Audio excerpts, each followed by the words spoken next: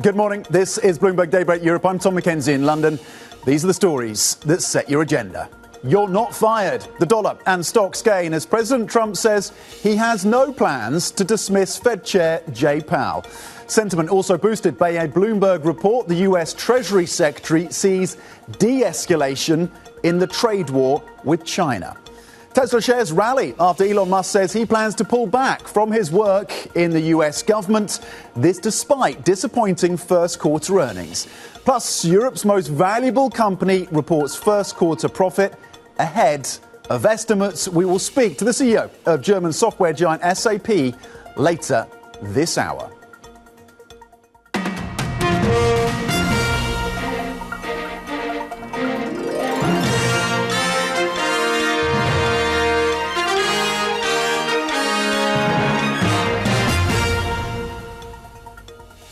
Happy Wednesday. So a softening of the stance from President Trump when it comes to his rhetoric around tariffs and what we've been hearing on the trade front, with the focus, of course, on China. The Treasury Secretary's comments also interesting in that context. And then, of course, President Trump walking back his threats, at least his rhetorical threats aimed at the Fed Chair Jay Powell. Those two things coming together to give some upside to US stocks, gaining around 2.5% on the S&P 500 and 2.6% on the Nasdaq 100 by the end of the close. And you're seeing that read across to Asia, and you're seeing that hand off as well to the European futures picture, where you're looking at gains of close to 2%, 1.9% currently on the European stocks of 50 futures. FTSE 100, you're seeing upside for the commodity space. If you strip out gold in the session today, the FTSE 100 could benefit from that. That's looking to add a little over 1% so far in the session. S&P 500 looking to build on the gains of yesterday then, futures pointing higher by 1.5%. Nasdaq 100 futures looking to add 334 points. Again, on a solid session yesterday. Tesla coming through with some relief, not on the earnings story, but on the comments from Elon Musk that possibly he's going to be walking back from that role around the government. And that could, of course, assuage some of the investor concerns about him taking the helm back at Tesla and the need for him to do so. That's the view, of course, from many investors with exposure to Tesla. The US 10-year currently at 4.34. That is the yield. Yield's down 5 basis points. Again, a bit of a reversal of the Sell America theme. That's what we're seeing in the session today, with the dollar strengthening, yields down and equities up. 4.34 right now in the benchmark US 10-year, and you're seeing that move, particularly at the back end of the curve. Treasuries are bid. Euro dollar at 1.13. A little bit of pressure on the single currency on stronger dollar, down 0.3%. Gold is taking a hit as some of those safe haven moves are reversed, or at least unwound, and you're seeing the similar story in the yen, and we'll get to that. 334 now in terms of spot gold, 3,344. Having broken above 3,500, you're now seeing some selling of gold in the yellow metal, currently down a little over 1%. Brent at $68 a barrel, oil getting a lift, up 0.9%. Let's check in on the Asian markets then. It's been a very strong session, particularly in Hong Kong and Japan. Broadly across the benchmark in the region, you're seeing gains of 1.7%. The HSI over in Hong Kong gaining 2.5%. Nikkei over in Japan rallying 2%. And the Japanese yen is a factor there, down 0.2% versus the US dollar at 141, closing in on 142. Breaking some earnings stories for you. We are, of course, in earnings season. We're getting to the SAP interview later in the show. But BE Semiconductor over in the Netherlands, of course, the manufacturing of the products in terms of the packaging around semiconductors coming through with the top line. First quarter gross margin for BE Semiconductor coming in a little below the estimates, 63.6%. The estimates had been for 64.1%. We're looking for demand, of course, around the data centers and AI. BE Semiconductor first quarter orders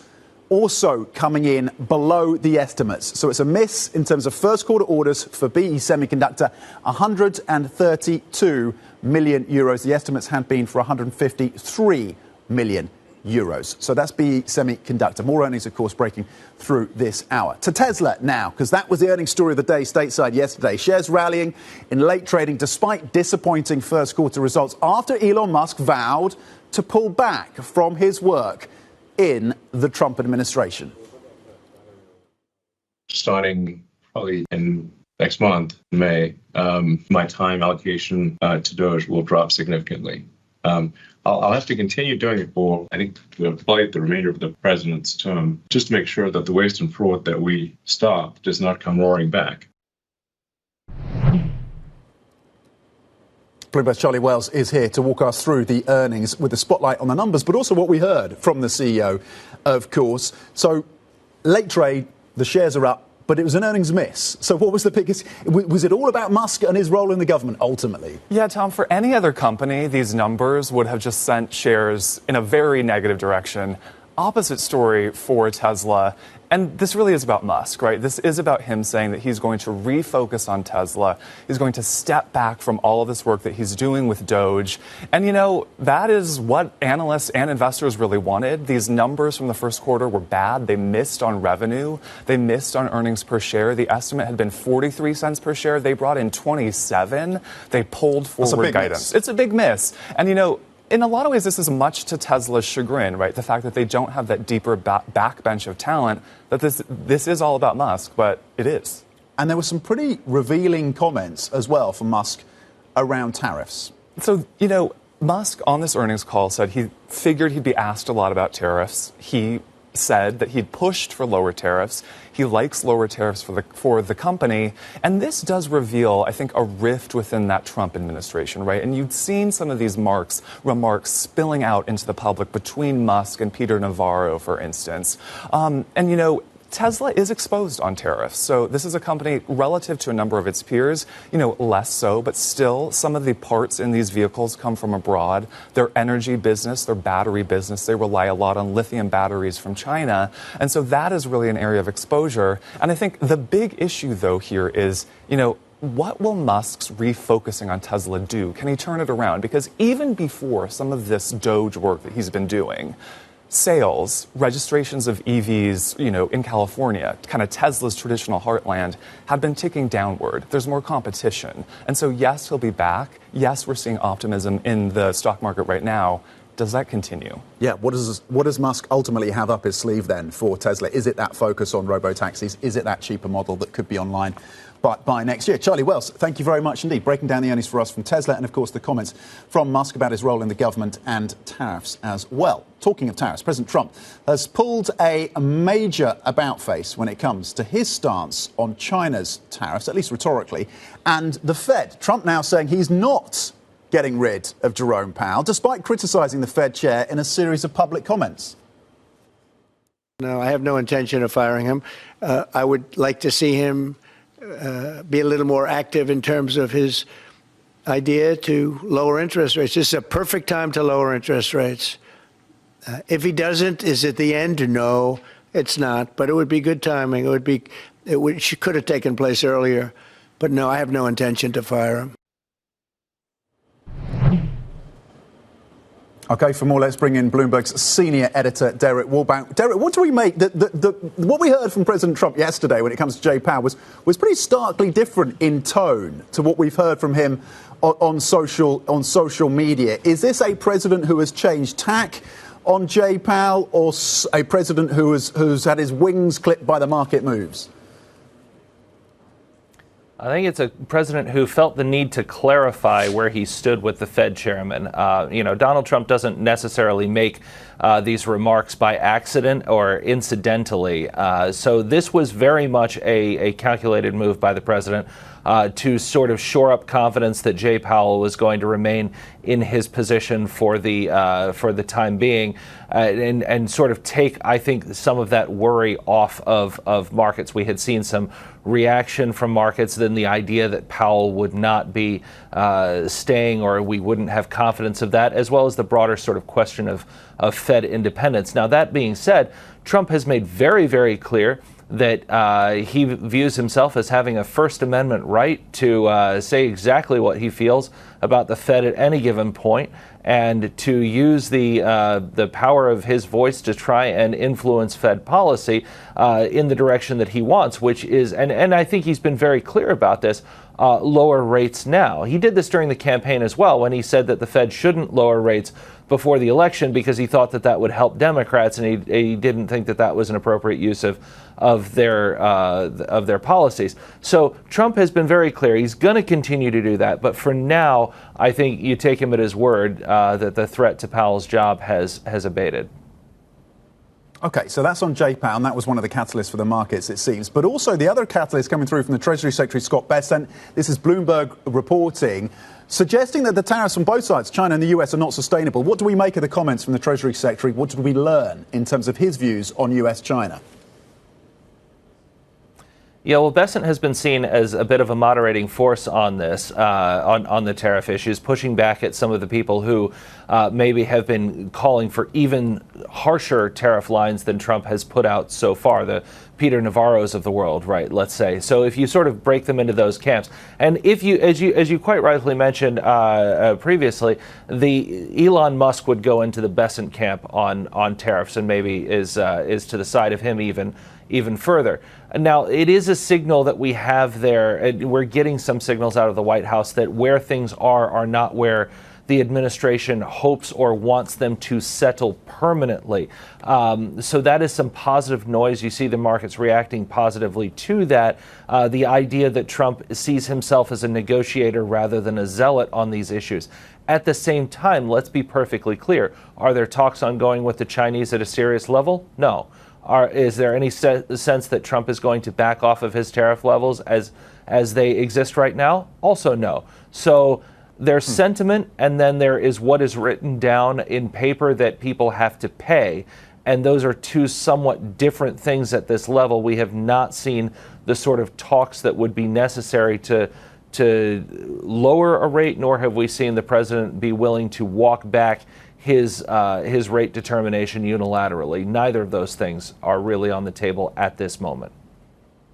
Yeah, and that's where the focus shifts, isn't it, in terms of whether or not there's going to be a closing of the gap between sentiment and the reality on the ground. Bloomberg senior editor Derek Wallbank. Derek, thank you, as ever, for the context and the update. Now, markets, of course, reacting and welcoming President Trump's comments, of course, saying he has no plans to fire the Fed chair. For more on investors' reaction, let's bring in Bloomberg's Valerie Taitel. So, Val, we are seeing at least partial reversal of the Sell America trade today. Yeah, that's right, Tom. A global equity market rally and a bit of reprieve for that Sell America trade in the equity market, the dollar, and in the Treasury market. Let's start with the equity market, because take a look at S&P futures over the last two sessions, up over 4%. They were given that boost in the late session yesterday on those comments from President Donald Trump. So a 4% rally over two sessions for the S&P 500 futures. And take a look at the U.S. dollar. It has its best session in 2 weeks. Now, Tom, it didn't even rise 0.5%, but still its best session in 2 weeks really puts into frame just how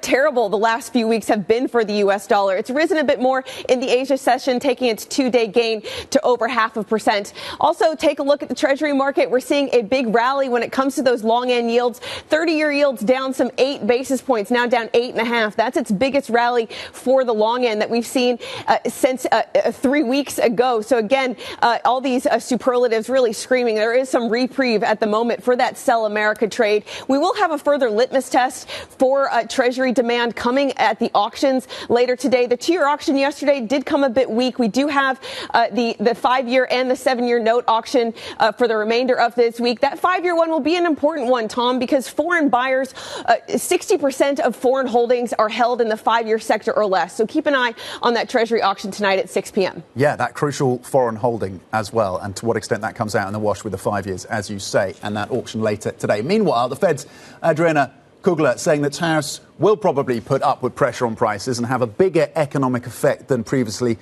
expected. Let's take a listen. The economy is facing heightened uncertainty, with upside risk to inflation and downside risk to employment. This month, we learned that the tariff increases are significantly larger than previously expected. As a result, the economic effects of tariffs and the associated uncertainty are also likely to be larger than we anticipated. So, Val, tie this in together with what we've heard from other Fed speakers in terms of how we now understand the Fed's thinking on the tariff impact. Well, look, the Fed speakers yesterday and in the last few weeks have really reiterated their focus is squarely on inflation. But I want to point out something that Adriana Kugler said in that speech last night. She pointed out that tighter financial conditions could weigh on growth. I've got a chart behind me of U.S. financial conditions. Up here in green is looser financial conditions. Below is tighter financial conditions. You can see how much financial conditions have tightened in the last few weeks since April 2nd. Some of this, some market commentators commentators are pointing to this as being the reason why perhaps President Donald Trump is calling for Fed cuts, because they were cutting when financial conditions were loose around at the end of last year, but they're not looking to cut now, even though financial conditions are substantially more tight. Perhaps this is just another reason to understand Donald Trump's thinking. Yeah, that would certainly give him at least additional evidence when it comes to those continued calls for Fed action, for Fed cuts in terms of the tightening. That's a great chart for us and our viewers to kind of break down where things stand in terms of financial conditions. Valerie Teitel, thank you very much indeed, reacting, of course, to Fed speak and give us an update on those financial conditions that have, of course, tightened. Coming up, we will switch focus. The Shanghai Auto Show gets underway. We're switching focus to some extent, at least. The impact is still there amid President Trump's tariffs on the sector. This event has never been arguably more crucial. We're live at the event next. Plus, we're going to speak to the CEO of SAP. It is the most valuable company by market cap in Europe right now. Christian Klein. This after the software giant posted a profit beat despite cloud software revenue coming in slightly below projections. That conversation at 6:45 UK time. This is Bloomberg.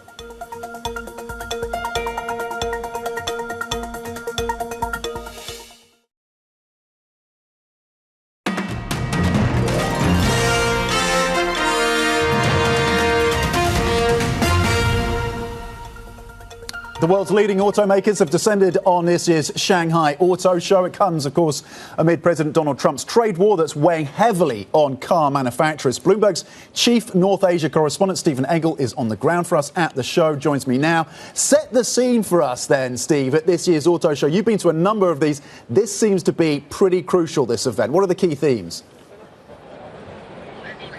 Yeah, absolutely. The tariff backdrop is ever present in every car maker that is here, no doubt, because these local car makers, they have to find available markets. And the Chinese economy is slowing, and it is also very saturated with non-profitable EV makers. There's only about 2 pure EV makers that are profitable right now. There's a lot of competition, and perhaps, that price war is going to eventually drive consolidation. But, Tom, you've covered these things as well in past. Pre-pandemic, this was really a showcase for foreign autos like Volkswagen, GM, Ford, Mercedes, and the like to come here and trying to find ways to build their big footprints here in China.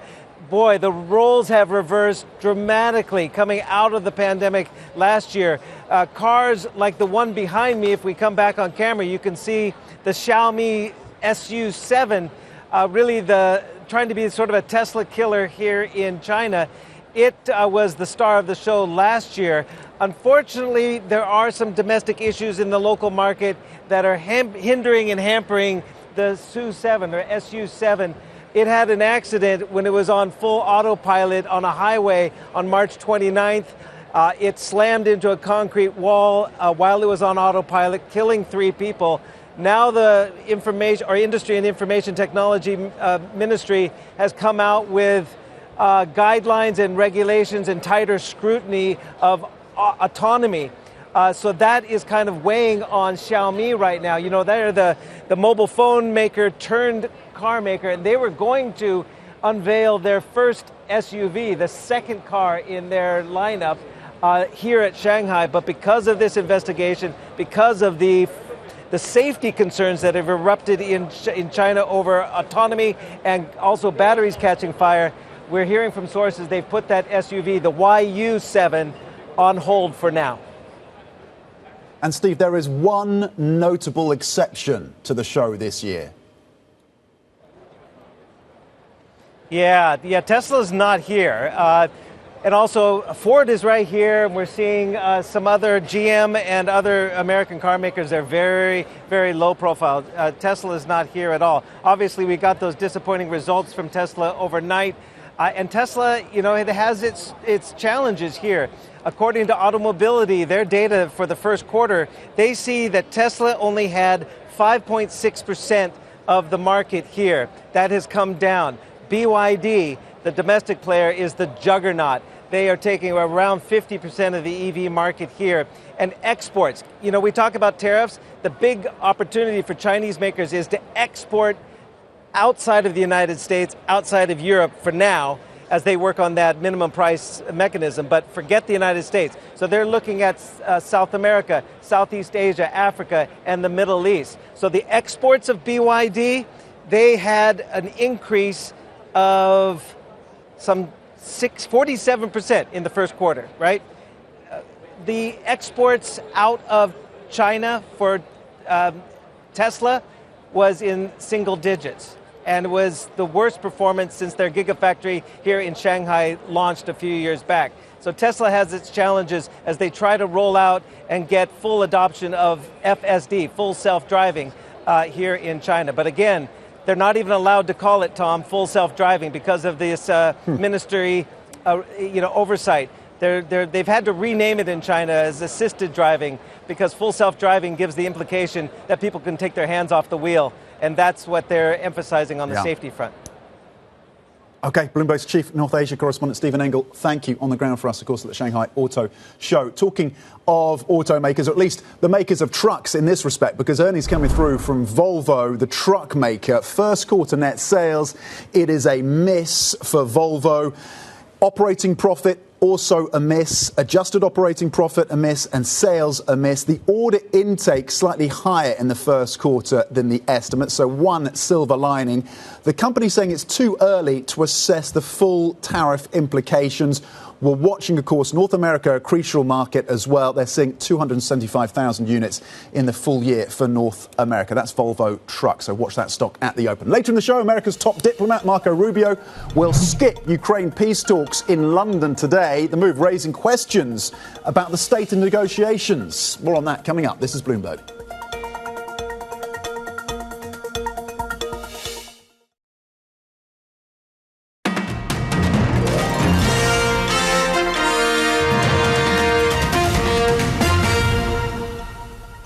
Welcome back. Now some other stories making the news this Wednesday. French President Emmanuel Macron is said to be considering dissolving Parliament and holding snap elections within the next few months. Sources say he's discussed such scenarios in recent weeks, but no final decision has been made. Legislative elections are not due until 2029. Macron's approval ratings have jumped as a return to international prominence has helped boost his popularity at home.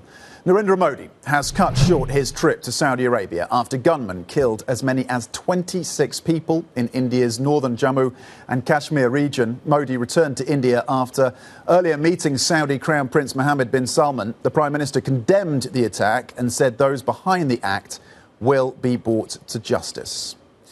Some 3,000 residents have been evacuated from southern New Jersey due to a rapidly growing forest fire that is yet to be contained. The fire also shut a stretch of the Garden State Parkway, a major thoroughfare in the state, of course. Satellite images show the fire is inching closer to the Oyster Creek nuclear power plant, which was closed in 2018.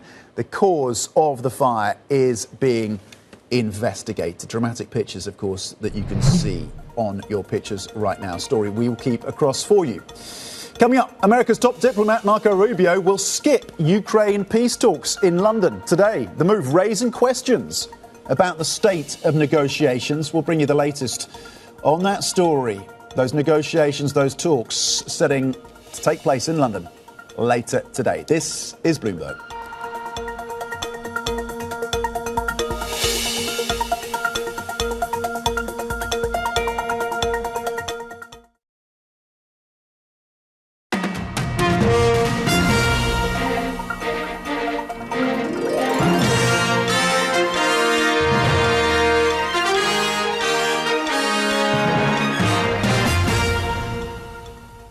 Good morning, this is Bloomberg Daybreak Europe. I'm Tom McKenzie in London. These are the stories that set your agenda.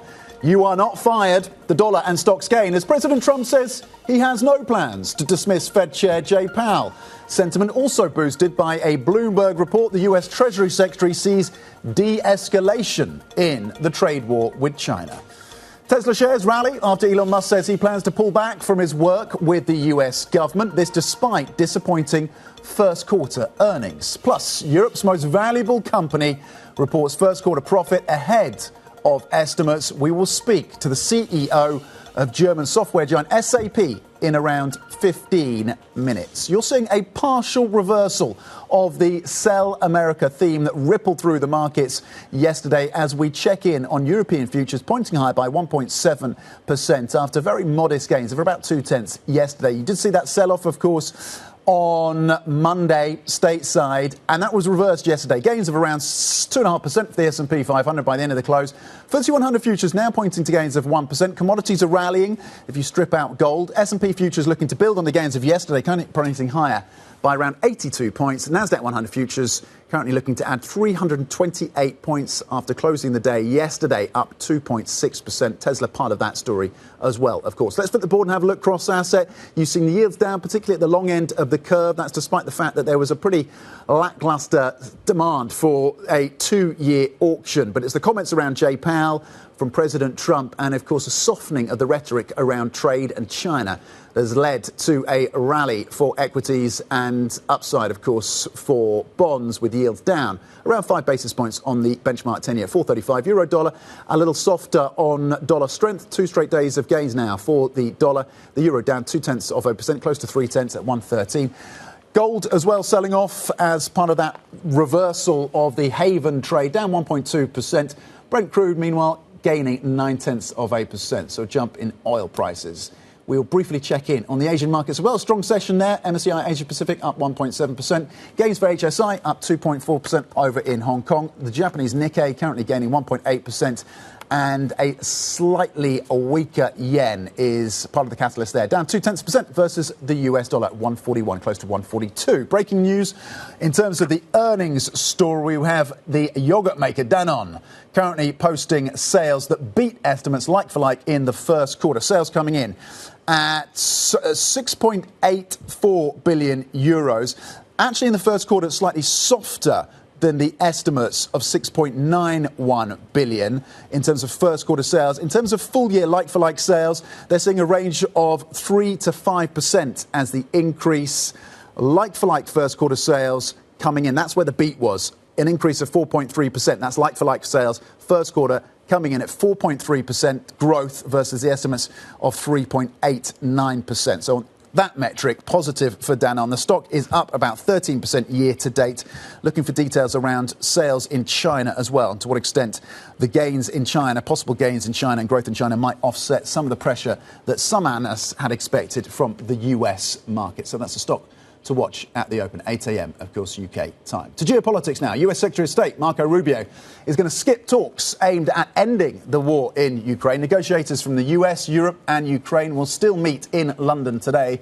The decision comes after warnings that Washington would walk away from peace efforts unless there were clear signs of progress. Joining me now is Tony Halpin, Bloomberg's Russia economy and government team leader. Tony, thanks for joining us bright and early around the set. How significant then do you think this is, the fact that the Secretary of State, US Secretary of State Marco Rubio, will not be attending these talks in London today?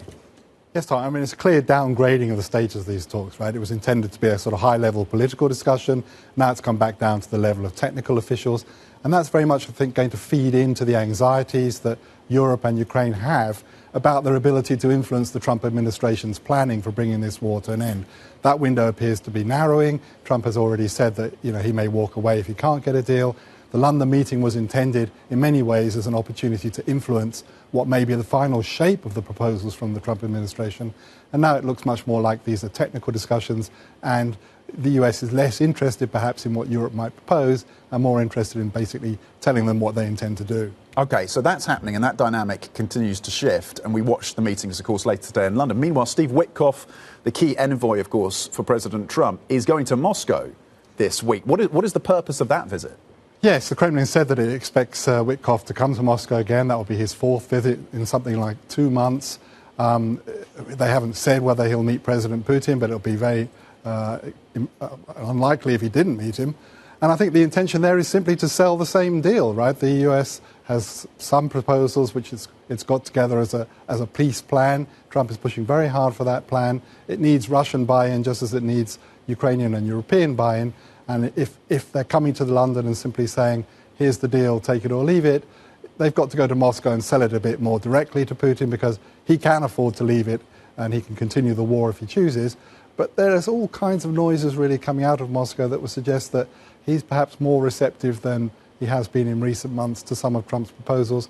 He's keen to do deals with Trump. Trump's keen to do deals with Russia. So we must wait and see what comes from the Witkoff meeting. But it's clearly intended as a parallel to what's going on today. OK, that's really interesting that there are some signals that maybe Putin is adjusting his stance, potentially. And we'll see, of course, what comes from that meeting, if there is one, of course, between Witkoff and Putin in Moscow later this week. Thank you very much indeed. Tony Halpin, of course, who leads our Russia economy coverage for Bloomberg. To the banking space now, switching focus, where Barclays CEO says the dollar will absolutely remain the world's only reserve currency, despite the upheaval caused by President Trump's tariffs. Speaking at Bloomberg's Sell-Side Leaders Forum, CS Venkatakrishnan said the dollar has too long a track record to easily move away from it. It's 100 years, 80 years, 100 years of dollar strength. So much so that important commodities, gold, oil, are denominated in dollars. Dollars are part of the payment system. When countries talk to each other, they represent their GDP and various figures in dollars. I think undoing that will take a long, long time. And, 3% in foreign exchange terms is not that much. OK, Barclays CEO also speaking about Brexit and the UK's relationship with the US. The disruption of trade relations with Europe, I mean, they are still there, but it has more friction in it. It is a country that has been growing at approximately 0 to 1%. And for all the advantages it has, it can grow much more. And it needs the investment to grow. It needs the investment in human capital, in infrastructure, and in companies to engender that growth. And that is, I think, the single biggest problem. So today, would you say, or is it not appropriate for business leaders in England to say that Brexit was a mistake? Well, I can say it. I'm a U.S. citizen. But I think Brexit has, in the long run, damaged the UK economy. Yeah. But nobody will say, let's have a vote to go back into the EU because nobody wants to admit they made a mistake, or why won't you have another vote? Well, so I think one of the things that's happening in this world now is that having had Brexit, so to take back a little of what I said, having had Brexit, the UK has a freedom in its economic policy and its trade relationships that it would not have had under Brexit. In the current environment, that could be an advantage if it takes advantage of it. So recently, the Prime Minister of England met with the President of the United States and gave him a letter from King Charles inviting him to have a state visit, which is the only time somebody's had 2 state visits. Was that popular in England to ask for a second state visit for President Trump? Yeah, I think actually people in the UK and the UK press have admired the Prime Minister for having created that offer and found a way to have strong relationships with the president. Okay. So right now, what do people think in England of the U.S. tariff policy? They're worried about it. They're happy that, at least until the pause came, that they were at 10%, which was a lower number. And I think they're happy that they can negotiate that number differently from Europe, of which once they were part. So does the United States have a trade deficit with the U.K., or do you have a trade deficit with us? I think the U.S. has a small trade deficit with the U.K., if I remember right. Yeah. So today, would you say that the U.K. is feeling more aligned with the countries on the continent of Europe, or still more aligned with its great partner, the United States? I think they see the long-run future for the U.K. as much better off with the alignment with the U.S. It's a special relationship. When I think about Barclays, we've been around for 330 years, and our U.S. relationship is very strong. Ben Franklin had an account with us. And you can watch more of David Rubenstein's interview with Barclays CEO CS Venkatakrishnan, of course, on Bloomberg Wealth, airing at the time, seen on your screens. Now, uncertainty around US trade negotiations with the rest of the world could have far-reaching impacts on Spanish lender BBVA. While it's headquartered in Madrid, nearly half of its gross revenue comes from Mexico. where it is the country's largest financial institution. On the latest episode of Bloomberg Chief Financial Officer, or Chief Future Officer, CFO Luisa Gomez Bravo and CEO Ona Genk tells Bloomberg opening trade anchor Kriti Gupta the bank still believes in the bull case for its largest market. When you're in emerging markets, you are in volatile environments, more so or less so. Structurally speaking, we do still have a very positive view in Mexico. On the macro side, because structurally speaking, it is a very attractive investment geography for the U.S. Mexico is hugely competitive in terms of costs. The wages in Mexico are much more competitive than the wages in China.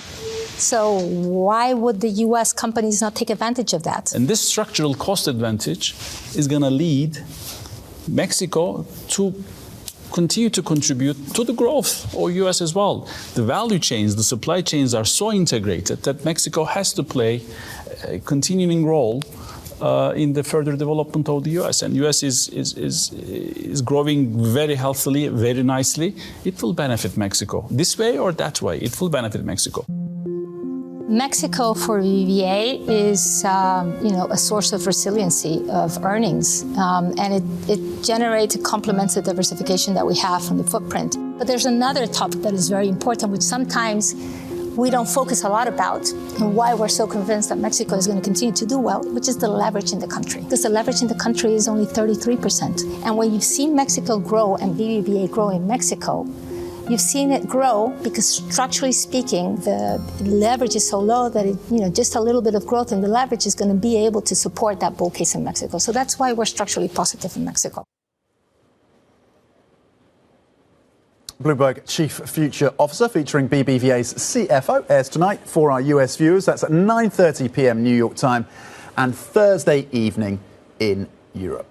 Now, some other stories making the news. BHP is preparing to begin looking for a new chief executive in the coming months, with key lieutenants already jostling for position to succeed boss Mike Henry at the top of the world's biggest mining group. Company insiders tell us the understanding at BHP is that Henry is now heading towards the end of his tenure, and change could come as soon as early next year.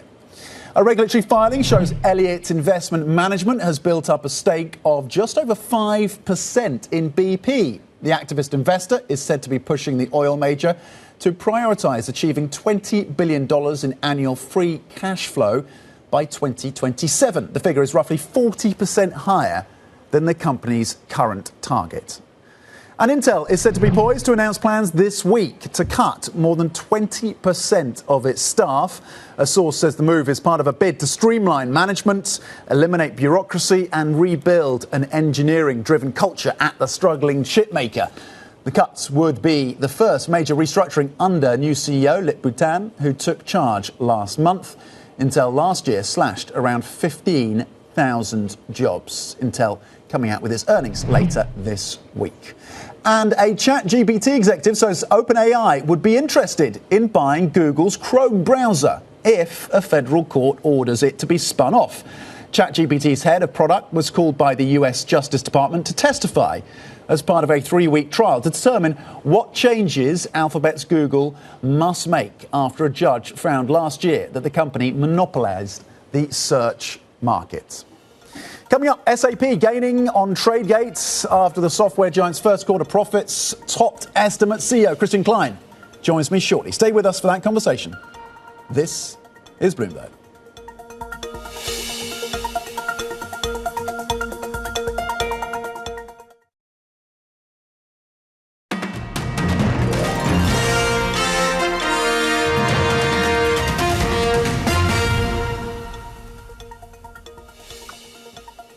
SAP's first quarter profit topped analyst estimates, even as the software giant's closely watched cloud software revenue came in slightly below projections. Joining me now is Klein, CEO of SAP. Christian, I've been looking through the analyst notes, broadly positive in terms of the reaction. Of course, TradeGate is flagging some pretty decent upside for the stock this morning.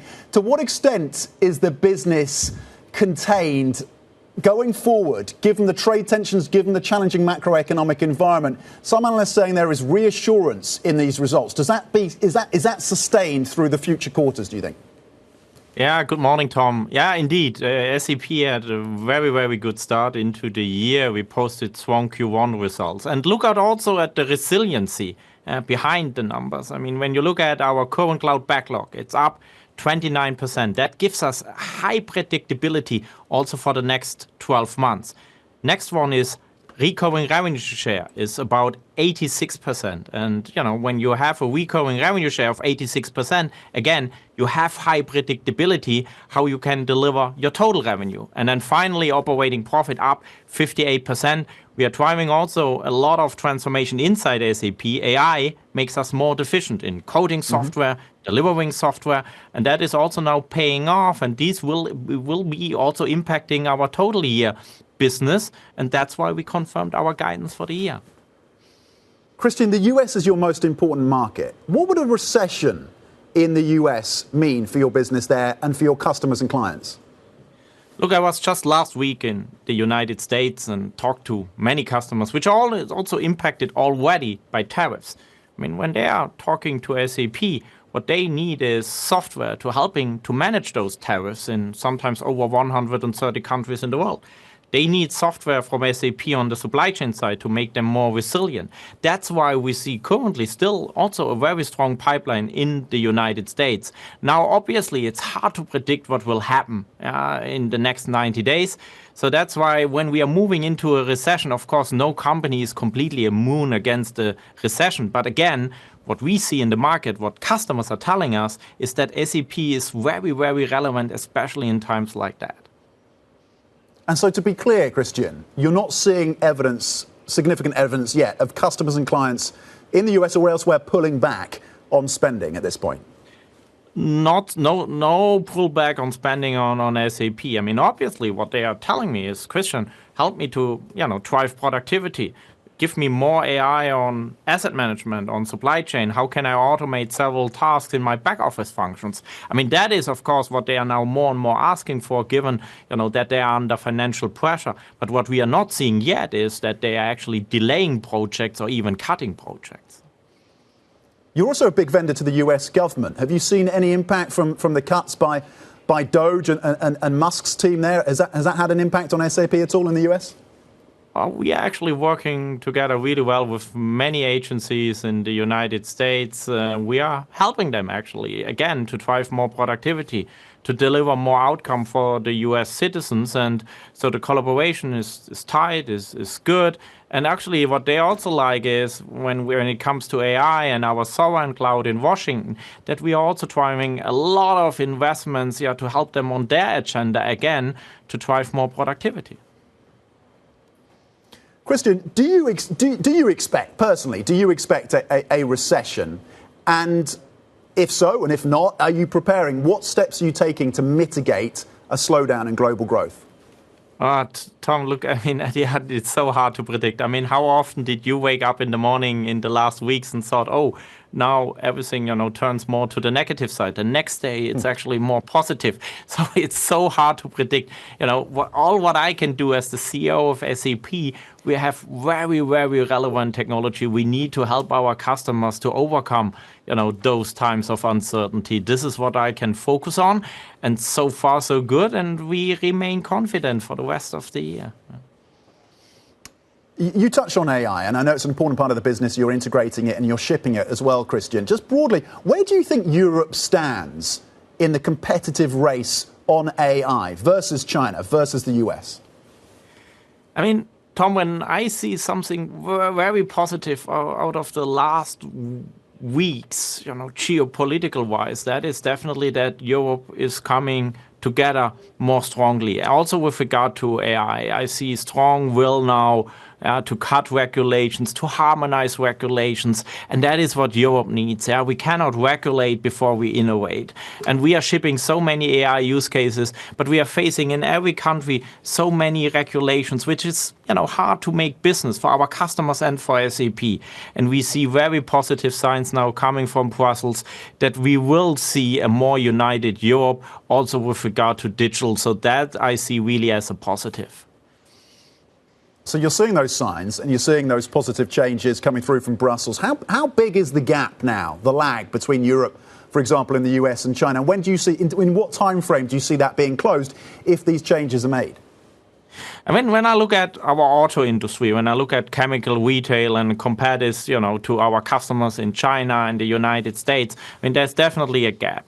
What we need in Europe is not like trying desperately, to bring up another AI company. What we need is to apply AI to be more stronger, more competitive in the industries we are strong at. And I see now a lot of companies here in Europe really moving forward on transforming their business model, infusing AI to drive productivity, to drive more healthier growth. So I'm seeing that, and I'm really hopeful in the next 12 to 24 months, when I look at our plans and those ones of our customers in Europe, that we can certainly shrink the gap to other companies around the world. Klein, CEO of SAP, thank you very much indeed on the first quarter profit beat and the expectations around Europe and AI, with that stock called up more than 9% on TradeGate. There's plenty more coming up. Stay with us. This is Bloomberg.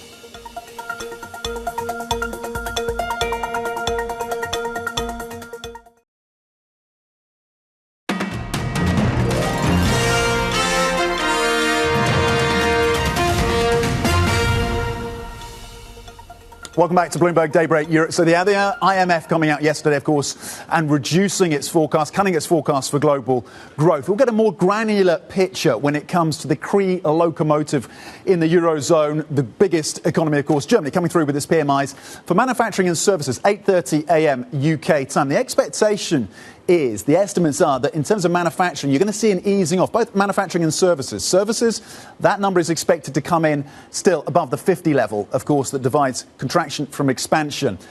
But it's manufacturing we expect to see further softness, despite, of course, the spend around defence. Now, a lot of the fiscal spend still has not come through yet, the changes that have been announced by the new German government. So that is some context. But we'll watch those numbers, of course, in terms of the health of the German economy, coming in 8:30 a.m. UK time. On the earnings front, Tesla coming through yesterday. It was really the focus on what Musk had to say about his role with the government pulling back from DOGE. But you did see revenues coming in below $20 billion, missing estimates, as did earnings per share significantly, by the way. But it was the comments from Musk that were in focus for investors, and that led to some upside pre-market. Don't miss our exclusive conversation with the IEA. This is Bloomberg.